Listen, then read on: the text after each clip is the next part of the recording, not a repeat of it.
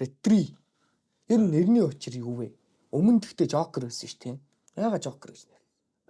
Мэдхгүй одоо тохоо хүүхч байсан тэгэл. Garena аккаунт анх нэгтээ Joker baby гэд нэцэхгүй. Тухайн ч ер нь тэгэл Garena-ийн нэрээр хүмүүстэй танилцдаг. Анхныхаа нөгөө бага анхныхаа танилцсан хүмүүстэй Garena нэрээрээ танилцал хоорондоо тоглож үзэл. Distribution. Ямар утгатай яагаад өгсөн нэр? Утгыг нь бас мэдэхгүй яг үнэндээ яах өгч явах та. Ямар ч тач ингээ нэр өгөх ёстой байна гэж бодчихл байсан. Ерөөсө нэргүй тоглоод байсан аахгүй Dota 2-оо. Тэгээ албан ёсны нэр өгөх хэрэгтэй байна. Одоо Valve дээр анх бүртгүүлэх монголцод орхоос ч өмнө ингээ нэр хэрэгтэй л гэдэг байсан. Тэгэл нэг нэр хайгаад бодоол ерөөсө олждгоо. Тэгээ distribution гэдэг яг утга санааг нь сайн мэдэхгүйгээр анх өөртөө өгсөн.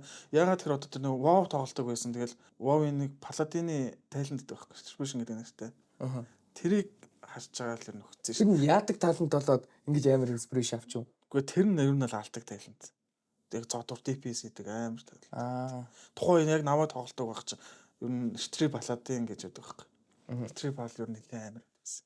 Гэтэ яг бас нэг тэр Team Empire гэдэг 14 онд байнуудаа тоглолдог байсан. Тэгээ бид Empire-ыг нэглэн дэмждэг. Тэнд бас нэг Resolution гэдэг нэг тоглож байдаг шүү дээ. Одоогийн.